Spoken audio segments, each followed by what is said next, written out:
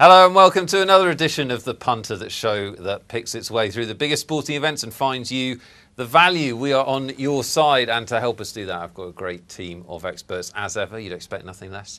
Nigel Seeley, the betting butler, is here. Nigel, how are you doing? Very well, Nick. Very well indeed, mate. Good. Getting over from last week's fantastic end of the season. You're still spending the money from Pudsey, the walking dog, aren't you? Yeah. Well, I try. I've got the kids trying to train Billy, our dog, up for next year. But, it's not working very well at the moment. So they've got extra tuition. So yeah, it's going to explode. I think people will be watching dogs rolling over for years. It's bizarre. I don't understand it. Neil's here as ever. How are you? Yeah. You said. I think you said last week. Does there get to be a price where QPR are backable? Yes. They did in our house, yeah. And there definitely became at least 23 times in the first half a price where Man City were layable.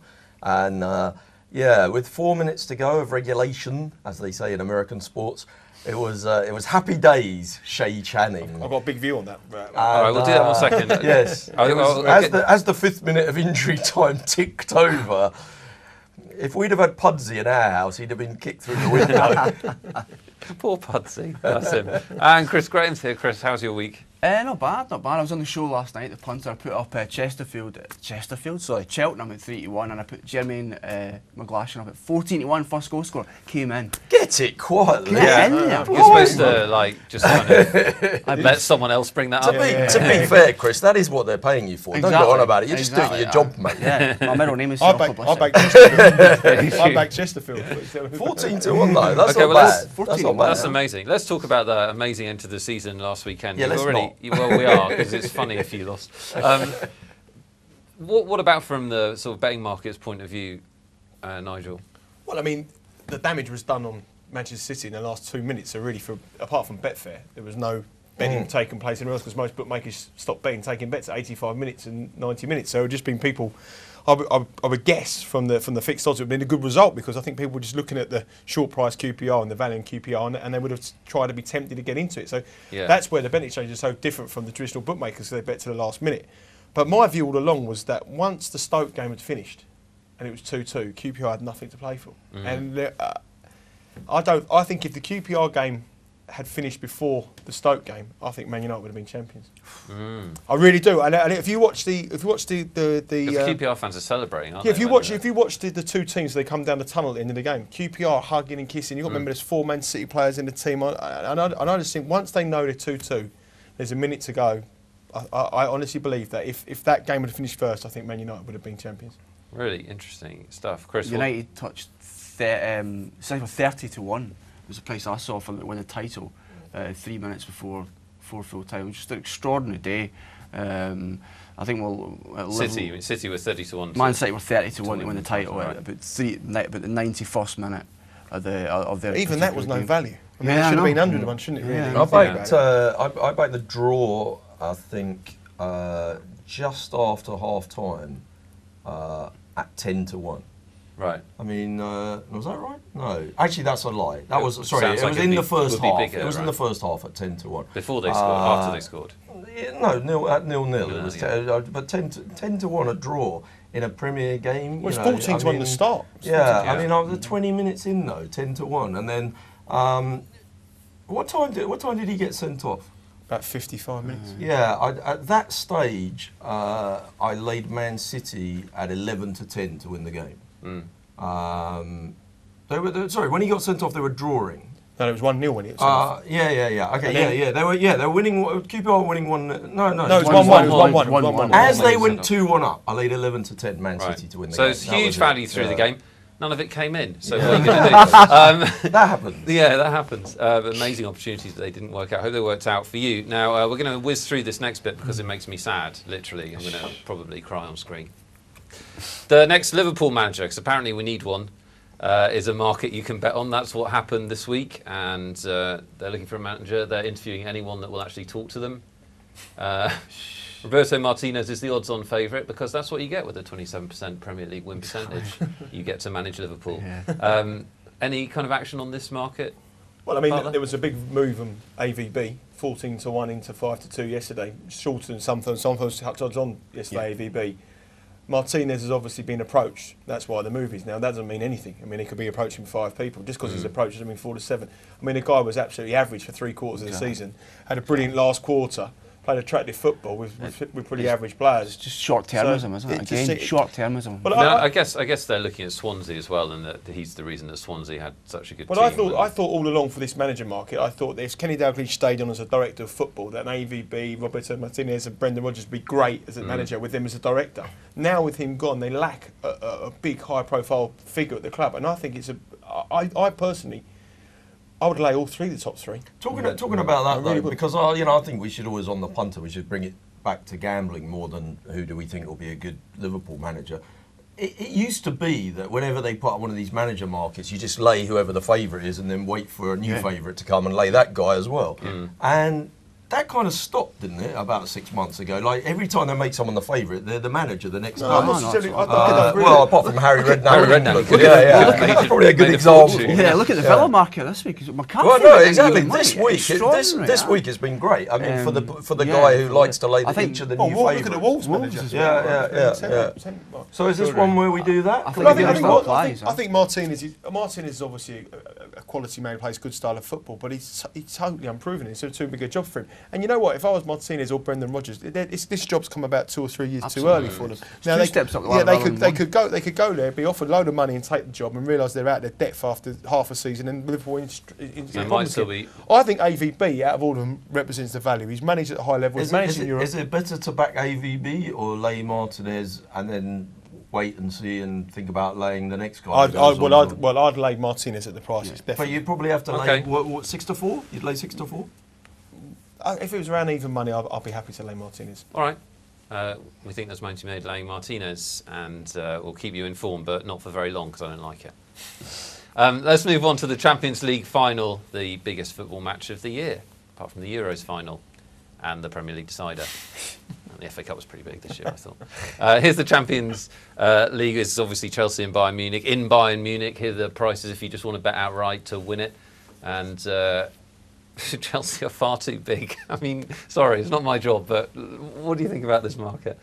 What I do think, first of all, is that Corals and Ladbrokes are not the best price Chelsea. I think you can get over 2 to 1 Chelsea to lift the trophy right now. Yeah, I think you can get 3.1. You're the experts. I don't understand that at all. That's absolutely bizarre.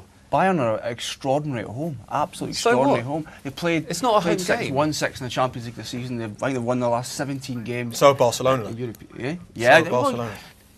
And 9 times out of 10, Chelsea would have lost that game in Barcelona. So that's just the odds game. It's how you play it. I think it's more to do with the suspensions. But then the Bayern Munich have got equally important suspensions. Bayern Munich, arguably their most important player, their defensive midfield cover, Gustavo or whatever his name is, he's out, which is huge for them. It was curtains for him, wasn't it? It was curtains for him. It's massive for Chelsea because Juan Mata will have space. Let's look at the 90-minute odds if you want to bet 90 minutes as opposed to outright. And apparently Chelsea are 3.5 to 1. Nigel, you're like a big Asian handicap man. I mean, there hasn't been much fluctuation in Asia in this match. Where's the money gonna go? Well, I personally, this season so far, all the big players that we see always go with the underdog plus a half or plus 1. There's always been big moves towards the underdog.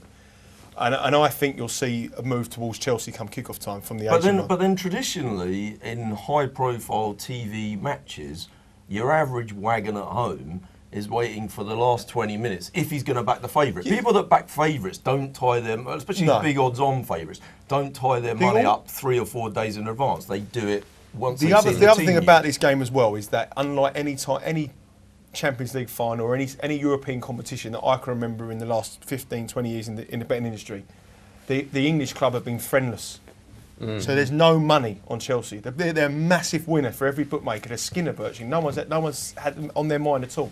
So the 2 to 1 and the 15 to 8 is value purely, I think, on liabilities. I think they're happy to take money on Chelsea.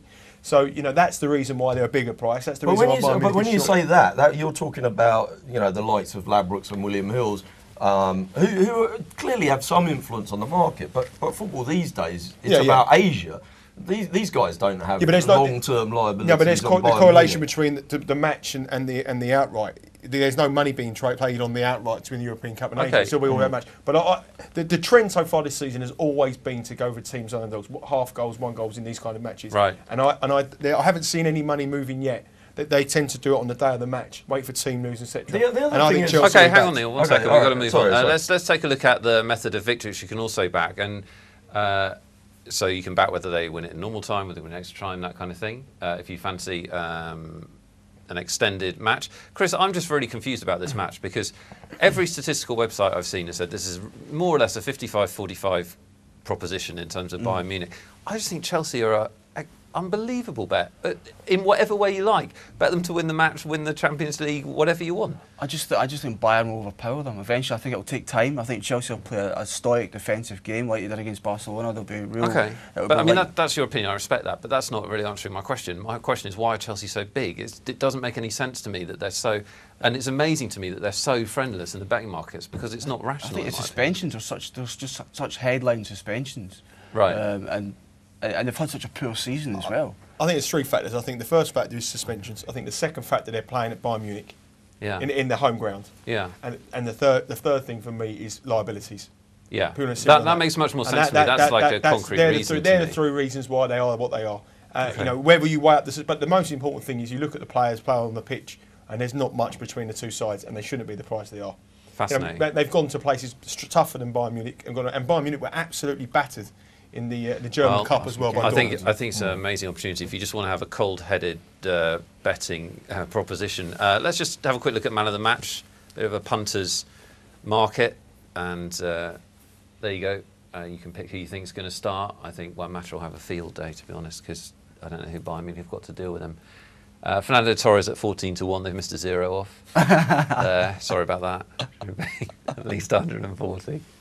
Any other angles on the Champions League finals, gents? Like the goals or anything like that? What do you think? I think on the under-over, generally speaking, it's kind of like a constant battle in the under-over in these big events between what the stats are on these two teams through the competition and through their domestic games against what happens in Champions League finals that don't involve Bayern Munich and Chelsea, but we know what Champions League finals are like. And, you know, you're saying, Chris, that it might take them a while to break them down. I tend to think under here is pretty good value. I mean, draw at half-time is 11:08, which is just like a normal standard kind of Premier game. For me, these games always start off really tight. Everyone's feeling each other out. I was expecting under to be a big favourite, and over's the favourite under 2.5 goals. Surprised at that. Was it 4-5 on? Or Yeah, you can have 11 or 10 under, I think, which I can don't know, you? that surprised me. Yeah. I mean, I think you pitch the goals around about 2.4 and the spread's 2.3, which equates to pick 'em kind of match for under 2.5 goals, over 2.5 goals. I just think that it all depends on the first 15, 20 minutes. I know it sounds ridiculous, but if you play under 2.5 goals, you need everything to go right. One fluky goal and everything, and you're staring down a barrel, as I've proven very costly for over the years. Right. So I think it's all important. But if you think there's a goal, I would much rather, instead of playing 2.5 goals, go over the time of the first goal in the match at something like 24 minutes or something like that. It'd be a better play for me than the under 2.5 goals. All right. Top advice as ever from the panel. I just can't believe how big Chelsea are. You want to lump on, especially if you're an anti-Chelsea person, because then you win both ways. We're going to go to a break. After the break, more football with the playoffs and lots of stuff to come. Keep it right here.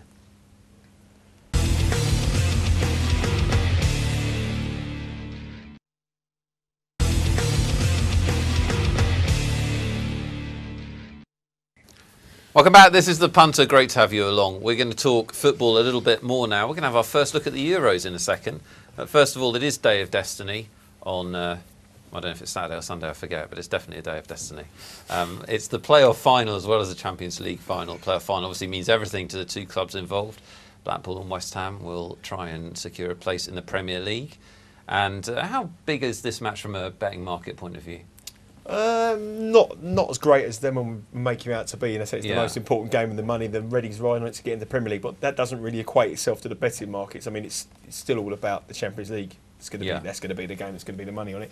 But these games, they have been so end to end, so fluctuating throughout the matches that in running, that's where all the money gets bet on these matches. I mean, the playoff final here has always been a high-scoring, thrilling match, and I think with these two sides, I think that you could have a very similar kind of game because they're both now to attack and they're both pretty bad at the back. Okay, let's cover off the match odds, and well, actually, to qualify to win the championship outright is effectively the promotion game anyway. 5 to 4, 6 to 5, a little difference there on Blackpool. West Ham, obviously the favourites. Neil, you'll probably be looking and running in this game. What are you looking for, or are you not interested? Well, you asked me if it was a big money game. It will be a big money game in our house. It's going to decide the destiny of whether we're down the chip shop on Saturday night or quality. Actually, I won't be going out Saturday night. There's a lot of big sporting action. Maybe Sunday lunchtime. There you go. I think I said to you at the start of the playoffs that I thought West Ham were pretty ridiculous price at about 5 to 4, and I have laid them. I kind of thought they'd be shorter though now. I was hoping to really go in again and lay them again at 4 to 7. And you have to really lay kind of 8 to 11 to lay them now. And I don't know whether I want to do that really. I think I'll just stick with my position. I do quite like Blackpool. I thought they played really well in particularly the second game. Yeah, the other thing is I know these two teams score goals and they're leaky at the back and all that kind of thing. But again, for me, it's a bit... And also, Chris made a good point to say that when they started the playoffs system, however long ago that was, feels like 100 years ago now, but yeah, the games were always super, super tight. It meant so much that the teams were terrified of making a mistake. I don't know why that's changed, because it feels like that's changed a little bit. I don't know either. But I looked and I thought 2.5 and 1.5. I was expecting... I was expecting under to be shorter in both cases, and so I'm going to probably have to bet under 2.5 and under 1.5. Okay, we're going to have a look at the match odds. Chris, what's your opinion on this one? I think it's fascinating. I think both sides are positive here. West Ham played really well in the semi-finals. Blackpool won the last 11 playoff games. What an amazing achievement that is. The bravest team in the Football League. Like, they'll just play their heart out for you. West Ham definitely the better team, but these two sides, the second and third biggest scoring sides in the Championship this season, that points to me to over 2.5 goals. In terms of these odds. And Blackpool don't seem to have any other approach. There's no plan B, is there? They go out and try and score every game they play. Exactly. It's all about goals here for me, it really is. But in terms of these odds, like there's 3 of us here, 4 of us with Nick as well. I do count you. Thank you, mate. Nobody's really said, "Oh, West Ham, they're a certainty." To be an even money favourite, you know, at least one of us has got to be saying that they're a certainty. There's absolutely they won't. We've had calls already, and when I was leaving the office, said even money West Ham and good money from them as well. They won't be even money come kick-off. Okay, that's interesting. There's going to be money for West Ham. Absolutely, absolutely. And I agree with Channers. At the start of this playoff process, I thought them and Sheffield United were far too short in their league. And but when I saw them do a job on Cardiff, they look professional and they look solid. And Cardiff didn't really turn up. Yeah, but you have to make them not turn up. You have to do a job. They went there and they did it. They knew exactly what they got to do, and their quality through their goals, Vastai, Carlton Cole. I think they're far too strong for Blackpool. Blackpool will be all you know what you expect. They're going to be up there hungry. I just have to mark the first occasion Quality and Carlton Cole appeared in the census on broadcasting TV. With Liverpool last year, I have. I know. I was panicking. Apparently, we were desperate to get him in before the deadline. Sounds like we're going to be matching each other, Nige. Maybe we'll have a quiet word. Quite a side bet. I like it. Save the commission. I'm not saying you're on channel at all. But all I'm saying, if you do fancy West Ham and you can get even money, make sure you snap up tonight because they won't be even money. Grab even money, that's a great tip. Okay, we're going to move on. We're going to take our first proper look at the Euros since the draw was announced, actually, because it's coming up on the horizon, only about 3 weeks away, something like that. And I want to get the chap's opinion on how to approach this, if there's any value in the anti-post market. Let's have a look at to win the Euros outright. Sounds like a good place to start. Spain's still the favourite, although all you hear from people is Germany. And there's the rest of your odds. Nigel, I know you were asking people on your Twitter feed the other day what they thought. What's the consensus? Belgium was the most popular response. They're not even in it. They're not even on it. Well, there we are. There's my kind of followers. I was reading that. Almost nobody said Holland, did they? No, one of the favourites. Everybody said Germany. It was basically Germany, and they were putting up France as the dark horse. I think it was generally nobody fancied Spain, and you know, you can only look at the bookmakers' concessions. I think Victor Chandler are giving you the money back if Spain win the competition. That means that they're not seeing any money for Spain. They're not going to give you money back on something. Isn't that fascinating? I wonder how much, just thinking about the psychology of the average punter, I wonder how much of that has got to do with just the fact that Barcelona lost. That's it. That's it. Yeah. I think that is it. I was just going to say they've got two injuries. They've got Short-termism. Paul a big injury out for them centre half, and David Villa as well. So I mean, they're two real key players for Spain. So that, one thing I find about this market, which is really not as key as Stuart Downing and John Terry. Of course, I just want to know who Stuart Downing's got pictures of and what they're doing in those games. I've got the same number of goals and assists as him. I didn't get a call. What's going on? Sorry, no, just one thing about this market that I would say is that look, that was 3 seconds of dead air time. In that time, people had a chance to assess and think about what's happening.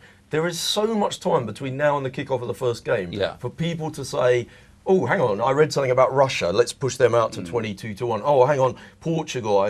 You know, they're making all these assessments between now and the kick-off of the first game on nothing, just on tiny things. Yeah. When the first game kicks off, or the first couple of days of the tournament, and we actually see people play 45 minutes and 90 minutes of football, these prices are going to fluctuate wildly. But what are we going to have seen? 45 minutes of football. I guess we've seen the squads. I'm surprised at the Holland's price. That's the thing that strikes me. Why, Chris? I perceive this as a three-horse race between Spain, Germany, and Holland. And what have Holland done wrong to be such a bigger price compared to Germany? Well, they haven't got anyone in the Champions League final. That is literally what it is. World Cup final. I'm surprised you take that view of the Championship though, because the Euros is a Championship that outsiders have done well in. Exactly. Oh yeah, Greece in 2004 famously. I think the top two, 5-2 and 3-1, you're laying them at 4-5. Yeah. You know, you can get every other team in the competition at 5-4 against. If that's interesting. As a bookmaker, I would lay the front two here all day long. And I tell you what, I think France 11-1. And if you could throw England in, now you're getting 6-4 every other team, and you might as well do that if you're going to do that. Do you know what? Speaking of England, we're going to take away. Here's England's group, and this is the one that will almost certainly see the most action when kick-off actually happens. We just thought we'd show it to you now. England and France, you can pick them, and Ukraine, our third favourite, Sweden, fourth favourite.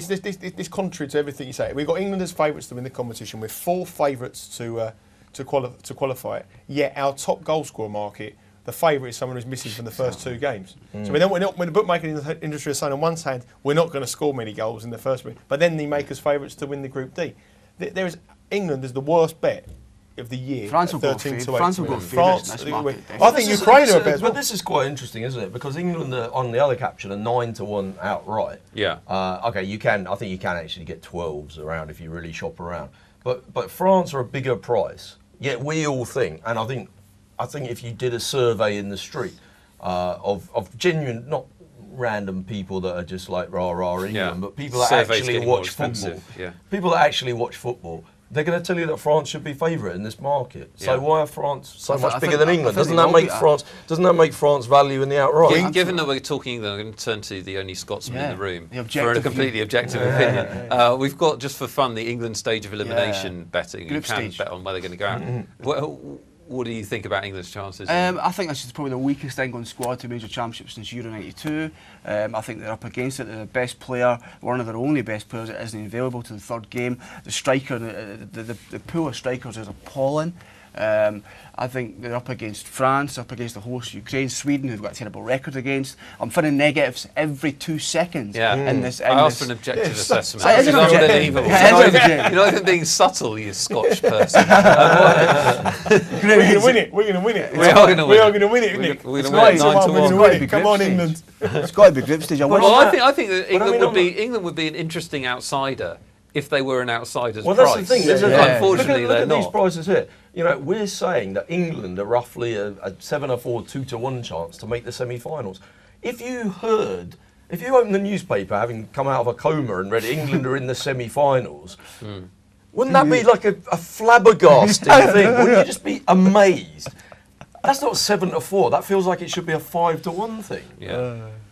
I mean, I think the thing is, one thing about English tournament, they're not going to be attractive on the eye. But Roy Hodgson, as a tactically man, he makes his teams very, very hard to beat. And we're not going to score many goals, but I consider getting 3 draws in that group. I think Right. that's the kind of play. I mean, whether we get through. And then we're still in it. I did see Alan Alga on Twitter put up a quite interesting 25-1 no goal scorer to be the top England goal It's scorer. not bad. 25-1. Carroll's 4-6 Wow. not to score. I thought it was a great price. Is he really? 4-6 not to score a goal. I thought it was a great price. That is a good price. A man who's been ridiculed in English society for the last year still gets ahead of Peter Crouch. But also might even only play 2 games. Quite Yeah. possible that they go Absolutely. small after that. Sorry, too much basketball. Thanks, guys. Great stuff as ever. We're going to move on to some other sports after the break. A couple of big horse races coming up and some egg chasing. Keep it right here.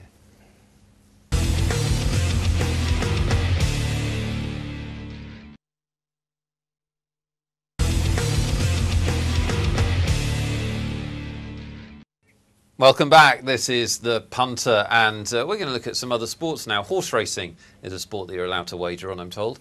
And the greatest horse of all time, trademark, Frankel, makes his re-emergence, probably in spectacular fashion, I don't know. He's running in the Lockinge Stakes at Newbury, a Group 1 contest, and some horses have turned up to run against him, which is the first obstacle you face if you're Frankel's owner.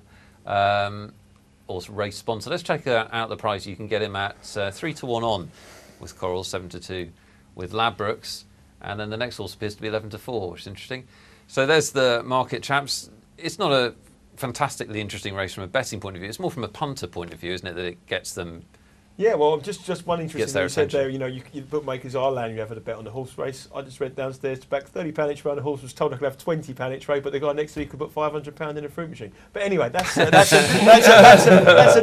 another issue. Maybe your public profile is counting against you. Well, they haven't been watching this show, and they'll be Maybe. letting me more than £20 each way. That's That's another message anyway. But on this race here, you've obviously got the talking horse, the greatest horse of all time, the greatest horse around the moment in Frankel, Henry Cecil's machine coming back from the Lockinge Stakes. Now, this horse should be a 4-on shot, 5-on shot on its current form.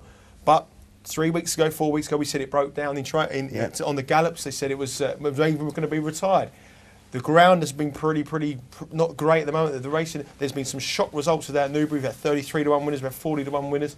And I think any time you want to take this horse on, this could be the occasion, because they could be just taking it there, and if there's any doubt about it, they'll pull this horse up. And they wouldn't race it, I suppose. But also the thing is, I just think that the value lies in its celebration each way, and everybody on this race at the moment, anti-post and all the way through in the last week, have been backing the second favourite each way, because they're thinking if Frankel can get turned over at short odds, today's the day. But Chris, it's a super horse. It is, but he can't lose. Nigel makes a really good point, and there's a wee bits of Cottle Star in here. When we came to Cottle Star, he had injury scare 2-3 weeks before the Cheltenham Festival. He ran abysmally in the Gold Cup. There's wee. But I think he'll win, Frankel, but there's just that wee bit of doubt in the fact that X Celebration, great horse last year, Frankel beat him up 3 times last year, but he's moved to the O'Brien stable this season, run really well in the Gladness Stakes last month. Can O'Brien get £7-8 bet worth of him here? It could be interesting. If I was having a better bet on X Celebration, definitely. Okay. I'm just disappointed that there's only 7 runners. I was so much praying that there'd be 8 runners in this race. Just in case you haven't watched the show before, it's because Neil would like to wager each way. To be honest, actually, just to make a fair point though, although I understand what you're saying, and I wouldn't say that betting each way in this particular 7-runner race is a terrible thing to do. Generally speaking, betting each way in 7-runner races is a horrible, horrible thing to do, and you should never do it. Having said that, the way this one is framed in terms of the prices, it might just be a rare exception. Okay, interesting stuff. Let's move on, because the world's most important horse race, certainly in my eyes because I'm English, is the Derby. And it's only through to where we've had most of the significant Derby trials now. So the market is looking a little bit more formed. So let's check out the Derby prices right now. And Camelot, the big favourite, Bonfire, the strong second favourite. Huge difference in the 2 prices on Bonfire there, which is quite interesting, between 2 established bookmakers. What do you think about this market? Well, Bonfire is a very interesting horse. Ladbrokes have a reputation for sticking their neck out in these kind of things, big high-profile races. Day in, day out, actually Ladbrokes have become the most conservative bookmaker of all time in the last year. Their prices are now on day-to-day on races are totally computerised and completely fed off of Betfair and knock off a few percent and build in some overround.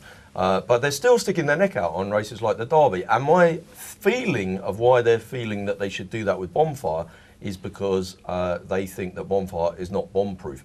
Bonfire is a horse that gets hit up, that is liable to boil over at the start, and maybe will run no kind of race at all. And I think that's what they're thinking, and that's why they've made it that price. The one thing about the Derby this year that's a bit weird, though, is that a lot of these trials are going to be totally meaningless. They've been run on totally different ground and totally different conditions than these horses are going to experience at Epsom. Probably. I think, you know, Epsom is a track that drains well. Epsom is obviously a weird track in that, you know, there has this enormous camber. And so if you've gone to York, which is a completely different kind of track, and running the Dante, or maybe you've been at Lingfield on the all-weather, you know, how can they have a Derby trial on the all-weather at Lingfield? Chris, it's ridiculous. Jump in.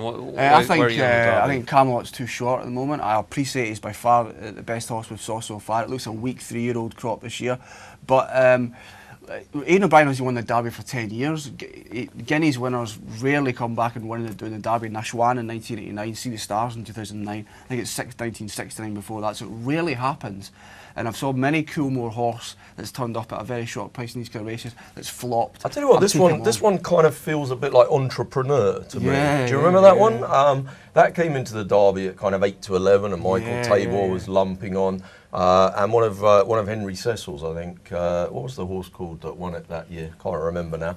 But it suddenly came out and did it at 9 to 1. Just kind of, Camelot has a similar kind of profile to me. That one in the Guineas, the soft ground might have taken a bit out. Interesting. Just talk about the betting market as a whole. Well, the betting market as a whole, I mean, obviously they're 8 to 11 lab books have got a very, very strong connection with Cornwall. I mean, they lay the guys there very heavily, and I wouldn't be surprised if someone at Cornwall has had a massive double. So make a ridiculous. I think they're too short because I think Larby. I think make a ridiculous prediction as to what Camelot would go off at on the day. I think it'll go a lot bigger than 8 to 11. Okay. A lot. But you haven't seen some of the form of the others yet. Well, I think also one reason why it's almost impossible for a horse to go off odds on in the Derby is because of Betfair. There are enough people out there that say, I want to lay the favourite. Okay. And that's just going to happen. It looks a nice each way race, doesn't it, Janice? It's starting to look that way. I'm getting interested in it. You've got to find some value in the Derby for sure. Let's move on. Totally different sport now. We'll talk about the Heineken Cup Final, which is happening this weekend. And the rugby, well, it's piqued the interest of our experts a couple of times so far this season. Don't know if this one does. Leinster play Ulster. And any interest, Neil? You've been known to wager on the rugby? I have been known to wager on the rugby. As far as I'm concerned, the point of betting on rugby union, which is a pointless sport, totally ridiculous in all ways. I mean, the people that play it, the referees, the commentators, none of those people seem to know all the rules. There's way too many rules in this sport. But the whole point of it, as far as I'm concerned, is the fact that odds compilers never seem to grasp the fact that when it's hacking it down with rain, it's a totally different game to when it's played on a firm pitch. And on one occasion where it's hacking it down from rain, they'll have the total points at 38.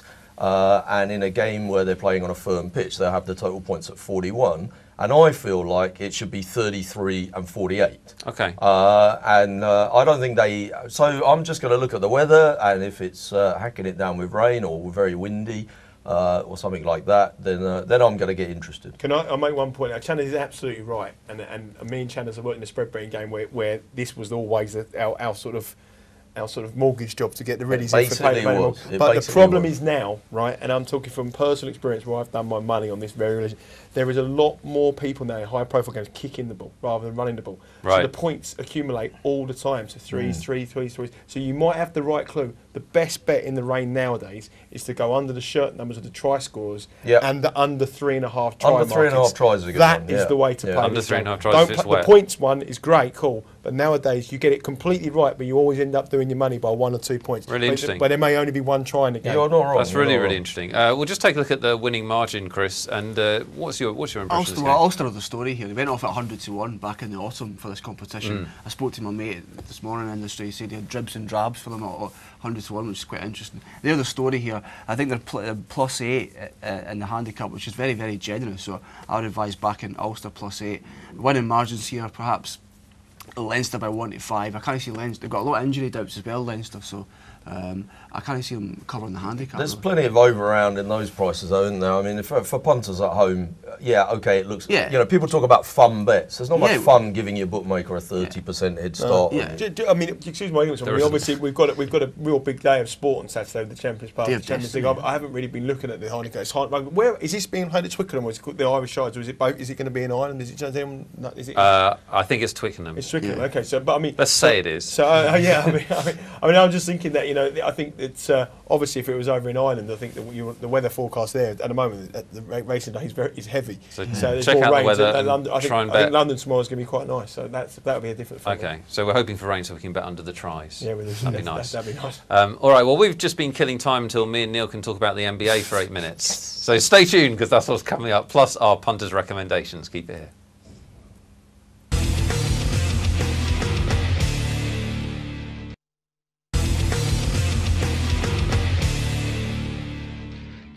Welcome back to the last part of today's The Punter. And we're going to look at the best sport on earth. The NBA basketball playoffs are going on right now, and they're fantastic to bet on. I tell you this every week.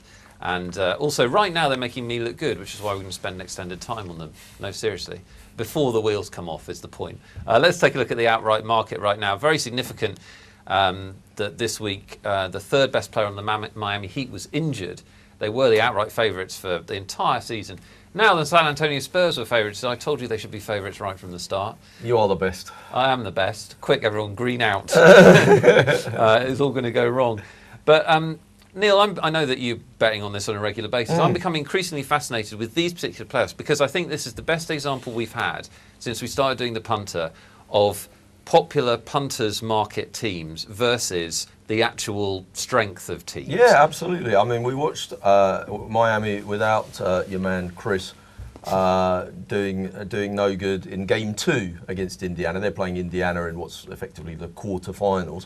And then in Game 3, which was at Indiana, it was Miami was still made the favourite away from home, a 1-point favourite, and the money all came for them. They went into a 2.5 point favourite. Amazing. People were still happy to wade into them, but that was public money. That wasn't professional gamblers. That wasn't the betting syndicates. Yeah. That was the public just saying, "Blimey, the whole season Miami have barely been less than a 6-point favourite." You have this phenomenon game. of the NBA of big stars. So the NBA markets itself around certain individuals. Yeah, absolutely. And for those of you who don't know, Miami have 2 of the biggest 6 or 7 stars in the entire league on one team. So the public thinks, well, they're just going to roll over everyone. Yeah, absolutely. And because of that, obviously they spend all their money on those 3 guys.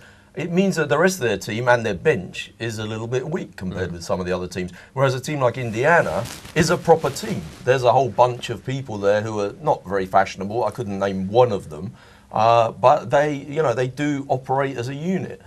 Indiana now are 2-1 up in that series, and despite that, the Heat are still 8-11, 4-5 to win the series. Extraordinary to me. The Heat are still favourites for that series, despite their third best player being out and them being 2-1 down. The other thing we were talking about that's kind of interesting is the outright market, because in America, the way things work is a lot of the gambling's done offshore in the Caribbean, and a lot of the other gambling's done in Vegas, in casinos. And neither of those people would like their punters to tie money up for a long period of time. If you own a casino in Vegas, you basically want the money in people's hands in case they accidentally run into a slot machine or trip over a roulette wheel along the way. And if you have an offshore book, well, there's not much point letting people use up their credit limit, having something that's going to take 6 months to settle. You want lots and lots of turnover. So they offer unattractive odds generally, big percentage overrounds on long-term markets. Whereas in the UK, we tend to use long-term markets, or the bookmakers tend to use long-term markets as a shop window. So they don't tend to be so unattractive. So what's happened in this market is people have lumped on the Heat generally at even money, 5-4, 6-4. Those have been the kind of prices they've been. And now they've drifted. I think they're still a false price. I think 11-4 is a false price. I agree. I think people that have laid them on Betfair are now doing that horrible thing of basically just spewing away their equity by greening out, for no other reason other than the fact that they can see a profit and free up their money. And actually, I think they haven't drifted enough for what's happened. I mean, they're losing 2-1 to Indiana. They were 6-1 on to win this series. Here's another fun thing if you want to look at price anomalies. Miami won this is totally from memory. It's roughly 4 or 5 games more than Indiana in a 66-game season. Miami, the second best team in the East. Indiana, the third best. So almost nothing between them on paper. Indiana now 2-1 up. If you want to bet outright on Betfair right now, I think you can get 17 to 1 on Indiana to win the championship, and Miami like 3 to 1. Just one question. I mean, obviously you guys follow this a lot better than I do. Where's the final game? You know, they play 2, and then the third one. Who's it's best of 7, so they actually. Where's the Miami final? Miami have home court. Right, so they have to. How much of an importance is that? It is important because. Is that why they're the favourites, because of that factor? It's the only thing left to make them the reason that you fancy them, because the deciding game, if it's a close series, Game 7 is, I think it's something close to 90% of the time, 85% of the time won by the home team. Right. When Miami are at home in this game against Indiana, generally speaking, they're going to be a 5-6 point favourite, something like that, a kind of a 4-11 chance. Well, when Indiana are at home, Miami is still going to be a favourite, or maybe it's Pick'em.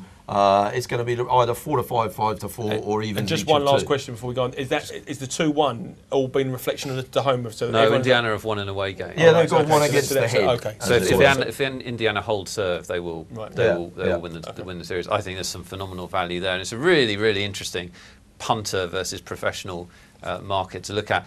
Let's move on to what really matters, of course, and that is The Voice, a television programme that takes place on Saturday night. I think their viewing figures might struggle this week for some reason. Maybe they won't. Maybe it's just 2 totally different. Maybe it's a male-female split between The Footy and The Voice. But you can bet on it, and our reality TV betting czar is in the studio, the Bet Butler. Yeah, who's only probably watched about 5 minutes of The Voice. Right, well, if you're not going to do your homework... well, hang on. The thing is, I watch this all the time. I don't think that... what I've seen so far is obviously the two there are very short. Are the clear best 2. I mean, Ruth Brown's got a fantastic voice.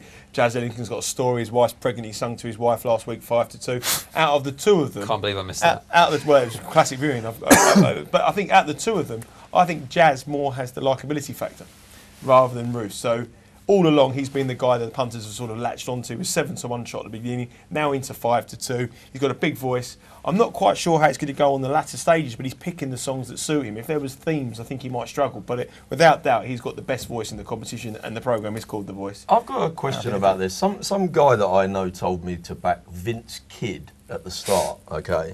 And I think, Chris, I don't know whether you're following this. He's one of your lot, isn't he? He's a jock. Sure, you can't use that word in there. Can you not say that anymore? Is that bad? Sorry about that. He's from north of the border. I was banned in 1992 using that word. But this guy says that Scottish people vote way more than English people on reality TV shows. What was them 2 blokes in X Factor? Why is that? The McDonald brothers. Michelle McManus won it in 2003. That's right. Apparently that's a theory. And it's true that Scottish people are more passionate than English people. Have you watched this guy? Is he any good? 14-1, should we be on? I go out trying to snob girls at the weekend. I don't watch.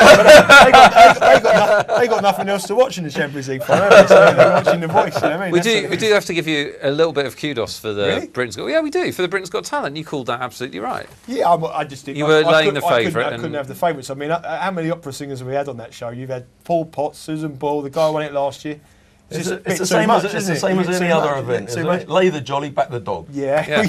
There you go. Exactly. Yeah, don't lay the dog. Not to be done.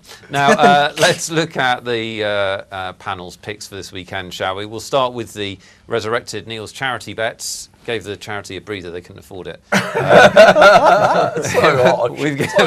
We've given Neil £500 to play with. Where are you going this weekend? Well, I might go to Wimbledon. No, actually, you're talking about the Voice being the second biggest thing on TV on a Saturday night. Obviously, my channel will be tuned totally to the Greyhound Derby semi-final. You were just telling us off air you had to miss one leg of the Greyhound Derby to go to a friend's dinner, and you were mortified. I'm slightly embarrassed by the fact that was a fairly middle-class evening to go to a dinner party when the Greyhound Derby second round was on. I'm absolutely shocked. This is a serious pick, right? It's a serious pick.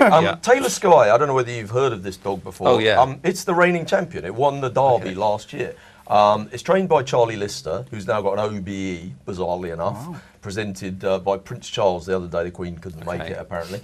And the thing about the Derby is... the Sky fancied at the 60s. The thing about the Derby is there's lots of rounds. You know, it's round 1, round 2, round 3, quarter-final, semi-final, and the dogs have to race in short succession. And the trainers that have historically done well in the derby are the ones that can train their dog to come to peak perfection for the final. Now, this dog won the tournament last year. It was kind of 6-1 favourite with 150 dogs in the tournament at the start. Now there's only 12 dogs left, possibly 11 because one of them might be pulling out.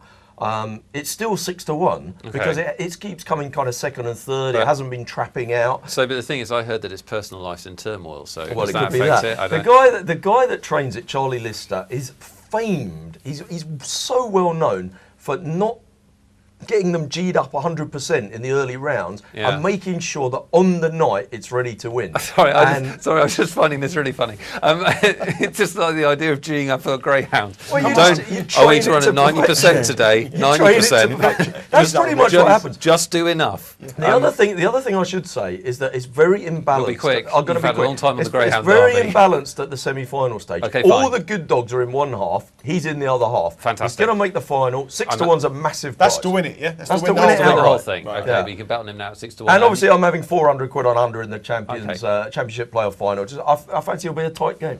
Yeah, interesting because Against what everyone else said. Yeah. There you go. But I think it could easily, just because West Ham may play it that way. I don't know. Nigel, what about you this weekend? Well, I think Chelsea are obviously a little bit of value in the Champions League. I think Bayern Munich probably might nick it, but I think if Chelsea do win it, instead of backing them to win the match itself, I think Juan Mata at 10-1 to be the man of the match, and Peter Cech at 16-1 to be the man of the match, because you know it's going to be a very tight game. And if Mata can win the man of the match in the cup final at 16-1 and play 57 minutes of the game of football, I think the commentators might give him the nod here as well. But and I like that tip, just because their defensive midfield cover, who would have been responsible for dealing with him, is not going to be playing. So I'll go for Chelsea. But the way I'm playing it is going for one of their players at a big price to win the man of the match, rather than to pin my hopes on at short price to win to a cup itself. Right, okay. Chris, you got a couple? West Ham Blackpool, over 2.5. 13 goals between these sides in the last 3 games. Blackpool, so West the Ham exact opposite to exactly. Neil. I like Sorry it. about You that. should just bet between you, and then it's more fun next I think week. we're going to. Exactly. West Ham have scored 2 or more in 10 of the last 11 games, and these sides were ranked 2 and 3, the top scorers in the Championship. The stats are telling me it's over 2.5. Can I just say one thing quickly? Because I just remembered. We should give a shout out to Paddy Power. They do an offer. I don't know whether they're going to sponsor the Punter in the future. But Well, this increases the chances. It's got to, hasn't it? They have an offer on the Champions League. You have a bet on the correct score, the first goal scorer, a whole bunch of other things. If Chelsea lift the trophy and you lose your bet, you get your money back. And if you're a new account holder, Paddy Power, you get 10-1 on Chelsea to win the match in 90 minutes. Do you and really? 5-2 Bayern Munich. That's extraordinary. So Good there you for go. I have to say, that's It is good. I mean, amazing. we It is slag an- off bookmakers Yeah, sometimes, but that's a pretty good fantastic. offer. But it is an amazing time to be a punter if you're prepared to shop around, isn't it? Because the specials on big sporting events are often lunatic. Sometimes there are things that can't really happen. This is Chelsea to win the trophy. You get your money back. I mean, that's going to happen like a third of the time. Yeah, okay. I'm all over Chelsea, partly because I think that their price is too big, and partly because I will not be happy if they lift the trophy. I'm sorry, Chelsea fans, just the way it is. But good luck to them, good luck to you, whatever you're betting on this week. My thanks as ever to the fantastic panel, to Nigel, Neil and Chris. Have a fantastic weekend, and we'll see you next week for more The Punter.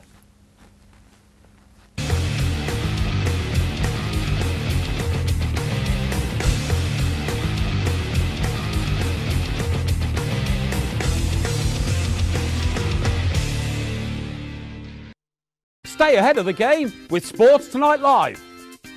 Don't miss a thing. Subscribe to our YouTube channel. Search for Sports Tonight Live on Facebook and like our fan page. Follow Sports Tonight TV on Twitter and tweet us your thoughts and opinions. Sports Tonight Live, it's the platform for the fans.